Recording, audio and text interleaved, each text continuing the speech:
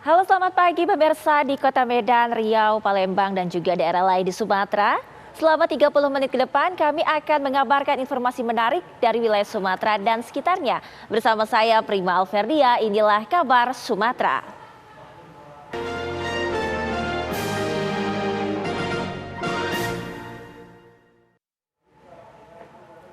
Polres Padang Panjang menangkap pelaku pembunuhan remaja yang dikubur di belakang rumah di Solok 10 Koto, Tanah Datar, Sumatera Barat.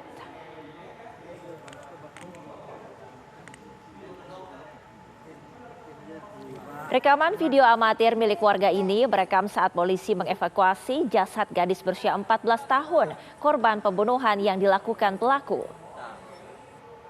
Menurut polisi, pelaku nekat membunuh korban yang merupakan kekasihnya karena takut korban hamil setelah mereka berhubungan intim. Pelaku mengubur jasad kekasihnya itu di lantai dapur rumah saudara pelaku. Penemuan jasad korban ini terjadi saat pemilik rumah sedang membersihkan rumahnya yang telah lama ditinggal. Pemilik rumah melihat ada keanehan dari lantai dapurnya. Setelah lapor kepala desa, lalu dicek bagian bawah lantai tersebut ditemukan sesosok mayat gadis. Polisi yang mendapat laporan dengan cepat menangkap pelaku pembunuhan itu.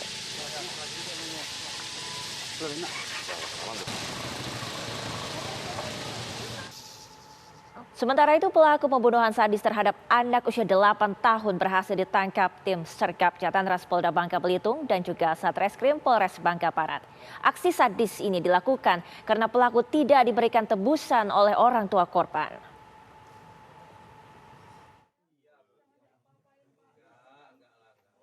Tim Sergap Jatantras Polda Bangka Belitung dan Satreskrim Polres Bangka Barat berhasil membekuk pelaku pembunuhan terhadap seorang anak berusia 8 tahun.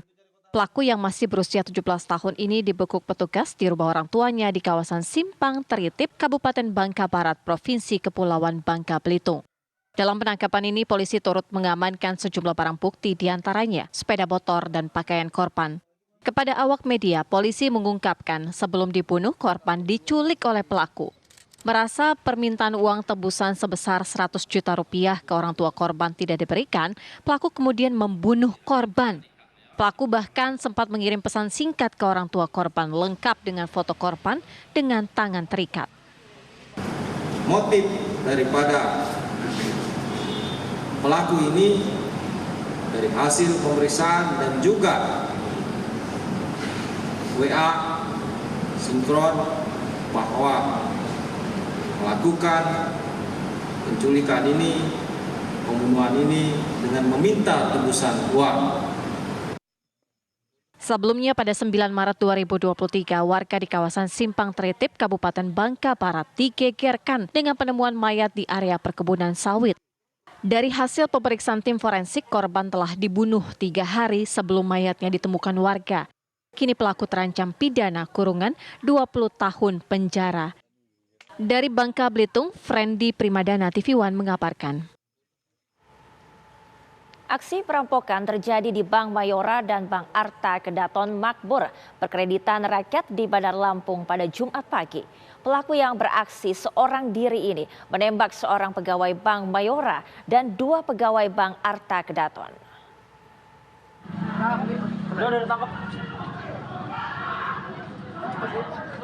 Pelaku perampokan Bank Mayora dan Bank Arta Kedaton Makmur perkreditan rakyat ini beraksi seorang diri dan menembak karyawan bank yang berusaha menghalangi aksi nekatnya.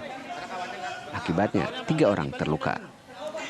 Ketiga korban tersebut yakni seorang satpam Bank Mayora dan seorang pegawai, serta satpam Bank Arta Kedaton. Ketiganya langsung dibawa ke rumah sakit untuk menjalani perawatan. Peristiwa perampokan ini berawal saat pelaku turun di depan Bank Mayora. Kemudian, ia melihat ada pengawalan dari pihak Bank Mayora yang membawa uang tengah menuju ke Bank Arta Graha Kedaton. Saat itu pelaku datang dan melakukan penodongan ke arah pegawai bank. Dalam aksinya, pelaku membawa 2 senjata api rakitan. Saat ini pelaku sudah diamankan di Mapolresta Bandar Lampung. Ini korban kena peluru yang ditembakkan oleh pelaku pada karyawan maupun 2 security. Kemudian pelaku sudah kita amankan. Pelaku 1 orang menggunakan 1 senjata rakitan jenis revolver dan 1 airsoft gun. Tidak ada korban jiwa dalam perampokan ini, dan perampokan pun berhasil digagalkan para karyawan bank. Dari Bandar Lampung, Pujiansyah, TV One mengabarkan. 70 dokter terlibat dalam operasi pemisahan bayi kembar Siam Afifah Aliyah di RSUD Abdul Muluk Bandar Lampung.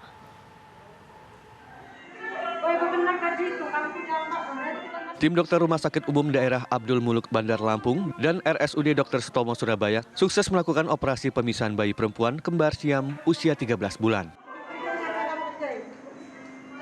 Bayi kembar Siam bernama Afifah dan Aliyah, putri pasangan Muslim dan Mutiani, menjalani operasi selama 5 hingga 12 jam. Operasi ini pun melibatkan 70 dokter. Hal yang beresiko saat mengoperasi bayi kembar Siam adalah memisahkan hati yang posisinya menyatu. Sebab banyak pembuluh darah dan beresiko mengalami pendarahan karena berkaitan dengan organ lainnya. Untuk memisahkan liver dan tulang dada. Kemudian setelah itu baru kita lakukan bayi terbagi 2. Itu nggak dipotong. 1,5 tidak biasanya 2 ya.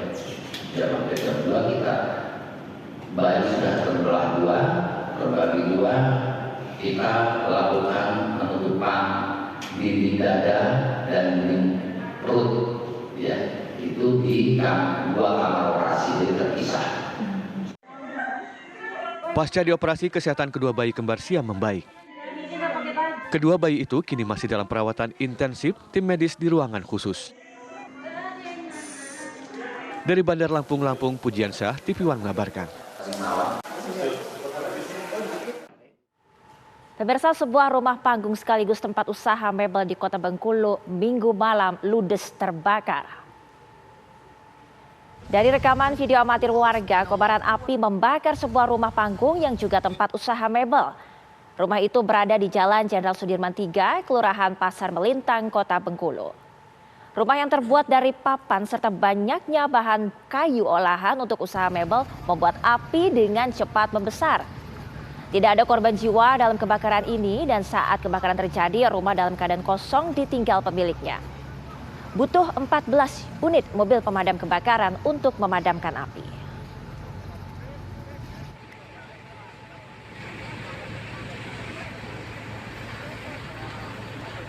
Pemirsa, kabar Sumatera akan segera kembali sesaat lagi.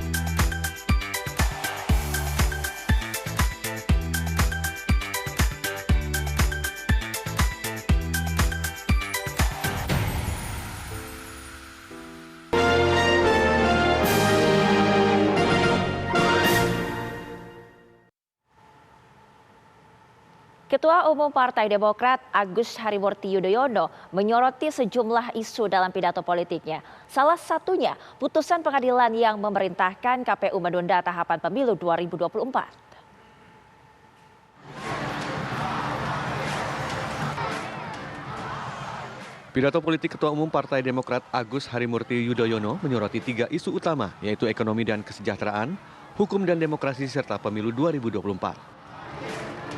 Salah satu poin yang disoroti AHY yaitu keputusan Pengadilan Negeri Jakarta Pusat yang memerintahkan KPU menunda tahapan pemilu. Namun, kalau di negara kita ada PLT Presiden dan ribuan PLT Wakil Rakyat yang berkuasa dan bekerja selama 2 hingga 3 tahun, betapa kacau dan keosnya situasi nasional kita.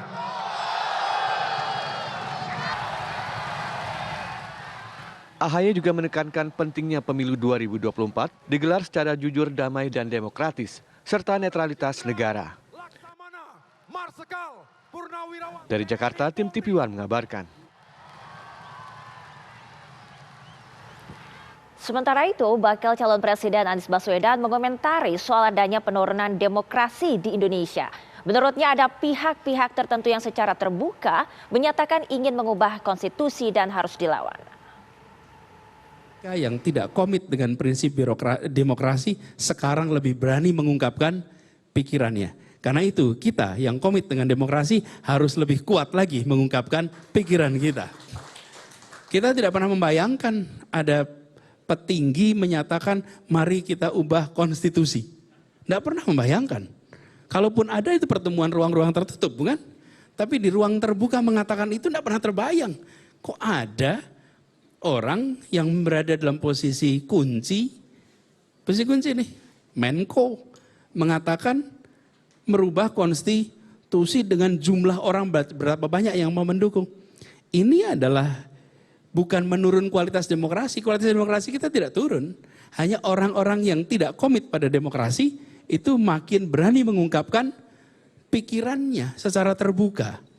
Tidak tabu. Ini yang harus lawan.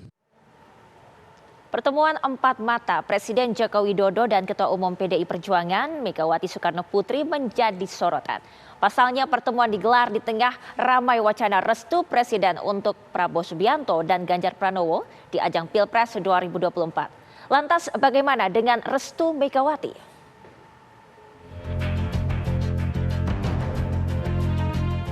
Presiden Joko Widodo dan Ketua Umum PDI Perjuangan Megawati Soekarno Putri kembali bertemu. Dan kali ini pertemuan digelar di Istana Merdeka, Jakarta. Pertemuan penting empat mata Jokowi dan Mega berlangsung selama 2 jam. Namun, apa yang dibahas Jokowi dan Mega dalam pertemuan empat mata masih belum terungkap jelas. Dan manuver elit itu proporsinya hanya kecil. Karena Ibu Mega taat aturan bahwa berdasarkan peraturan KPU, Capres-Cawapres baru didaftarkan pada bulan September. Ngapain kita harus buang-buang energi? Ngapain kita tidak mentaati tahapan dari KPU? Kalau kita sudah konsisten dengan KPU sebagai penyelenggara pemilu yang independen. Bahwa ada pertemuan Bu Mega dengan Presiden Jokowi, juga membahas hal-hal yang strategis terkait dengan Capres-Cawapres, itu tidak bisa ditutupin. Tetapi hanya beliau berdua yang tahu, kami tidak mengetahui apa isi pertemuan selama 2 jam itu. Pertemuan Jokowi Mega digelar di tengah ramai pembahasan sinyal dukungan Presiden untuk Prabowo dan Ganjar.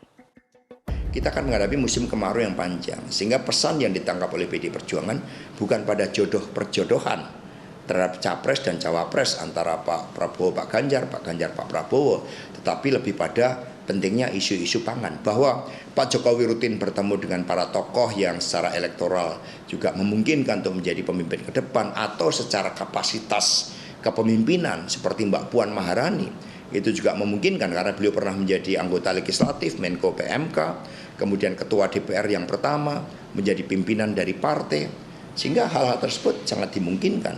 Demikian pula kader-kader PDI Perjuangan yang lain, ya seperti Bu Risma, Mas Pramono Anung, Pak Ganjar, Pak Anas. Kita punya banyak stok pemimpin yang dilakukan oleh Pak Jokowi, termasuk bertemu dengan Pak Erick Thohir, bertemu Pak Sandiaga Uno. Itu kan semua dalam rangka untuk membangun kesadaran rakyat terhadap pentingnya pemimpin masa depan.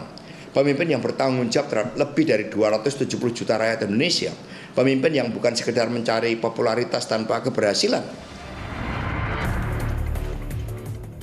Pertemuan Jokowi Mega juga menyiratkan babak awal pembahasan soal Capres dan Cawapres yang digelar kurang dari 1 tahun. Seperti itu, ujungnya gitu persoalan koalisi itu ya soal PDI itu kan ada pembicaraan antara empat mata, antara Pak Jokowi dengan Ibu Megawati, dan ini terbukti kan, ini katakanlah ini pembicaraan awal, tahap awal dikatakan di tahun politik untuk membicarakan persoalan politik 2024 nanti. Kita tahu PDIP punya keinginan untuk siap-siap ya mencapreskan figur yang diinginkannya dari kader gitu.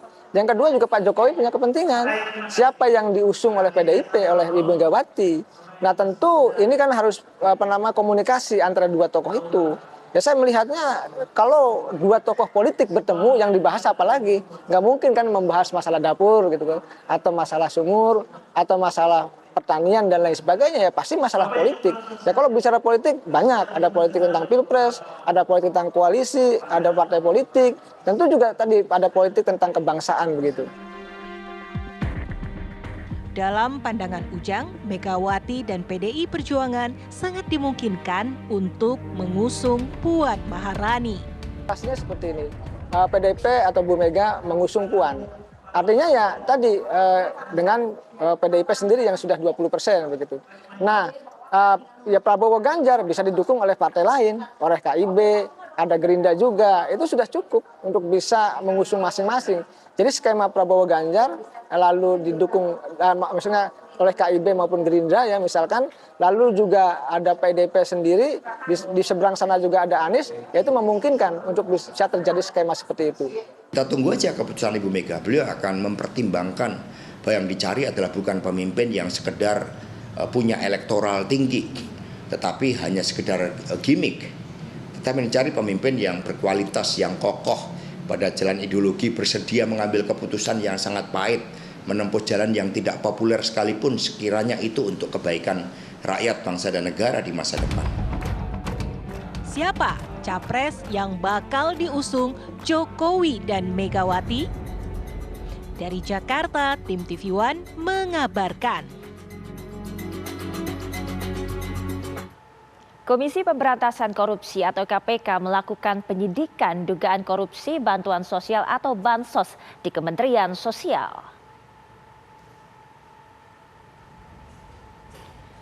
Berdasarkan data sementara, kerugian kasus ini mencapai ratusan miliar rupiah.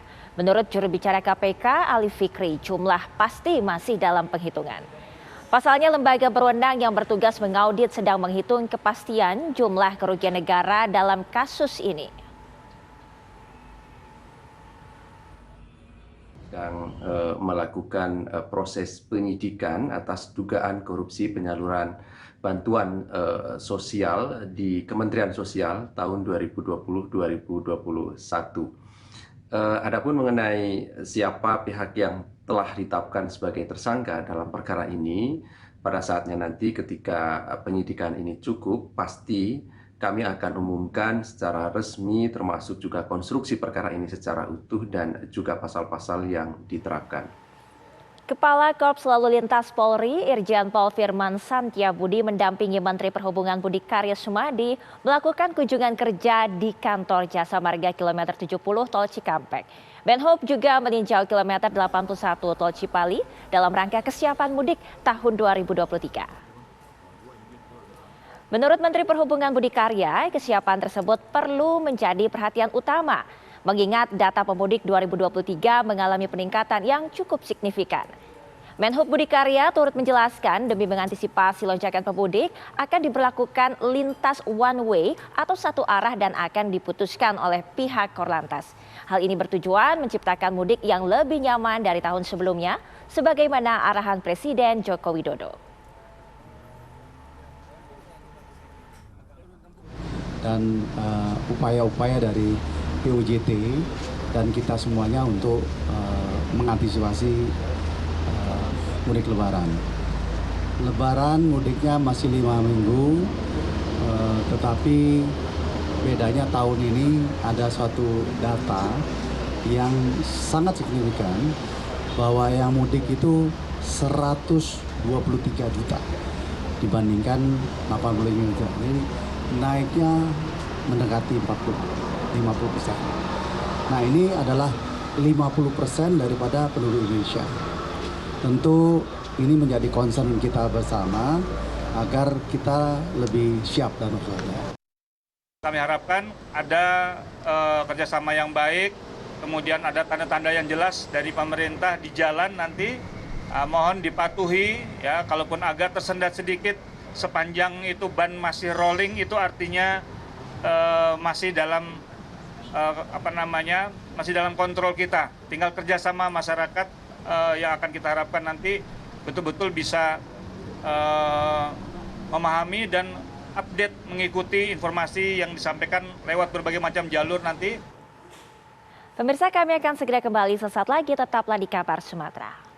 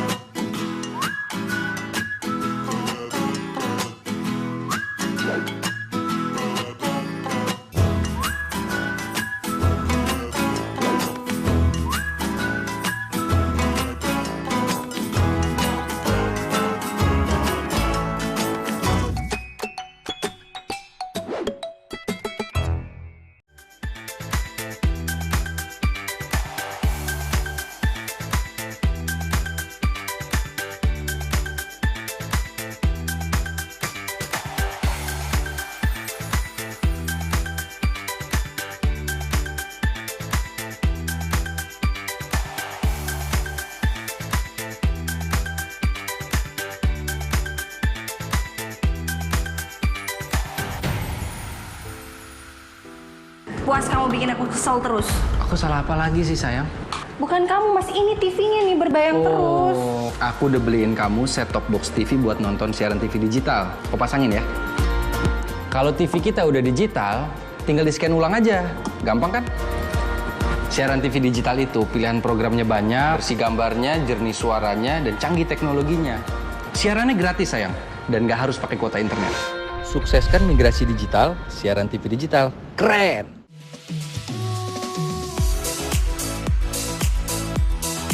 Agar tubuh menjadi sehat, diperlukan motivasi. Saksikan Hidup Sehat dan Hidup Sehat Plus setiap Senin sampai Jumat. Pukul 9 pagi, hanya di TV One.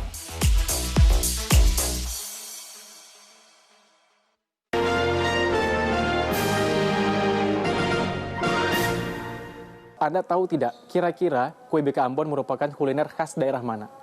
Apa? Ambon? Salah. Kuliner yang satu ini merupakan kue tradisional khas kota Medan. Memang belum ada jawaban pasti sih kenapa kue tersebut dinamai BK Ambon. Namun yang pasti, kuliner yang lezat dan memiliki tekstur legit ini mampu membuat Anda ketagihan. Nah, saat ini saya sedang berada di salah satu tempat pembuatan BK Ambon dan saya akan ajak Anda seperti apa proses pembuatannya. Yuk kita lihat.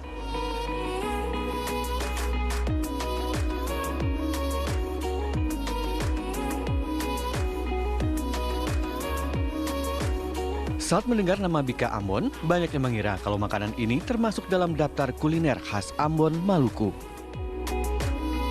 Padahal, Bika Ambon adalah panganan Nusantara dari Medan, Sumatera Utara. Bika Ambon memiliki ciri khas berwarna kuning dan memiliki rongga-rongga di bagian dalamnya. Kue ini punya cita rasa dan aroma yang khas, sehingga membuat siapapun ketagihan untuk menyantapnya. Di kota Medan, kue Bika Ambon sangat terkenal dan kini warnanya tak hanya kuning saja. Berbagai varian warna sudah dapat ditemukan sesuai dengan rasa dan juga selera. Nah, pemirsa, saat ini saya sudah berada di dalam untuk melihat proses pembuatan Bika Ambon. Dan di sini kebetulan Pak Slamet selaku pengusaha Bika Ambon sedang membuat adonan Bika Ambon di sini. Kita samperin aja pemirsa. Assalamualaikum Pak Slamet. Waalaikumsalam. Ya Pak, lagi sibuk nih buat adonan? Ini lagi proses pembuatan Bika Ambon. Oke, kebetulan saya pengen tahu nih Pak, kira-kira adonannya itu apa aja sih dan bagaimana sih proses pembuatannya, bisa dijelasin Pak? Oh, pertama kita siapkan dulu santan kental, santan kelapa. Nah, santan kelapa ini yang udah dimasak dari daun pandan, terdiri dari daun pandan dan daun jeruk purut. Nah, kita masak sampai mendidih. Nah, setelah mendidih kita dinginkan, kemudian sudah siap untuk diadon dengan tapioka, tepung tapioka. Ini dia ya. Tepung tapioka kita masukkan. Kalau untuk segini Pak, untuk berapa banyak diproduksi ini Pak? Ini untuk 15 kotak. 15 kotak. Iya. Porsi 5 kilo santan, 5 kilo gula, 5 kilo tepung.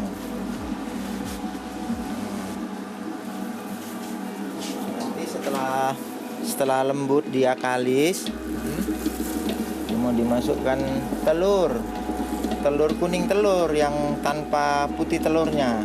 Ini ada berapa butir Pak kira-kira untuk 15 kotak ini? Ini 200 butir. 200 butir? Ya. Ini udah bisa dimasukin Pak ya? Ya, udah lembut ya, udah mulai lembut.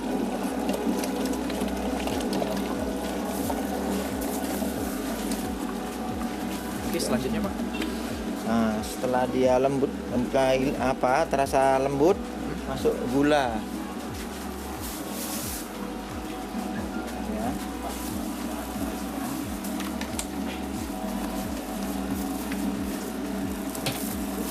Untuk gula ada berapa banyak Pak untuk ukuran 15 kotak ini kira-kira ini? Gulanya 5 kilo juga. 5 kilo. Ya.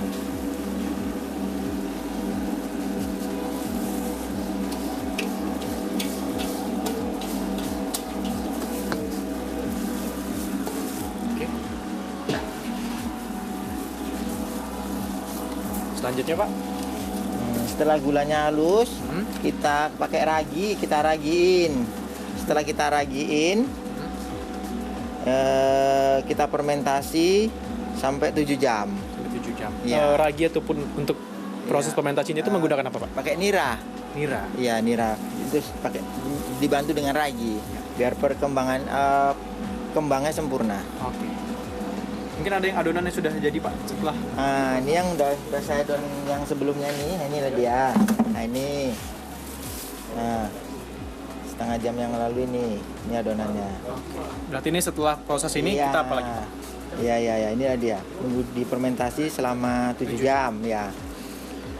Jadi setelah jadi? Ya, setelah 7 jam nanti kita lakukan pembakaran. Nah, nanti kita lihat proses pembakarannya Pak. Oke.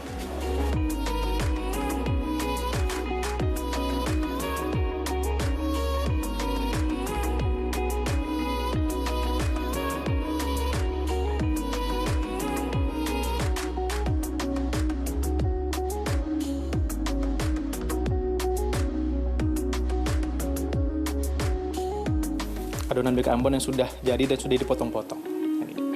Bismillah.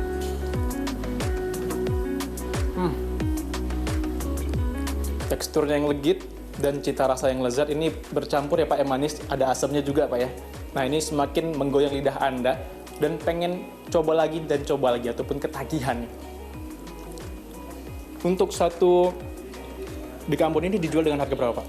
50.000. 50.000 Pak ya. Ada berapa varian kira-kira? Ada 3, keju, pandan. Keju dan pandan. Original. Dan original, itu harganya sama Pak ya? Sama. Yang keju nambah 5.000. Jadi 55.000. Untuk satu harinya bisa habis berapa banyak nih Pak yang dijual? 300 porsi. 300 porsi, wow luar biasa sekali. Dari berbagai macam daerah nih Pak ya? Iya. Oke. Baik, terima kasih Pak Slamet, ini enak sekali rasanya Pak. Luar biasa sekali pemirsa, satu hari bisa menjual hingga 300 porsi BK Ambon yang tentunya ini menjadi oleh-oleh favorit bagi warga di luar daerah yang berkunjung ke kota Medan maupun warga Medannya sendiri. Sungguh cantik si anak perempuan, makin cantik saat lari maraton. Kalau ada jalan-jalan ke kota Medan, jangan lupa beli kue BK Ambon. Dari Medan, Sumatera Utara, Nofri Afandi, Khairil Arisandi, TV One mengabarkan. Demikianlah kabar Sumatera, saya Prima Alvernia pamit, terima kasih dan sampai jumpa.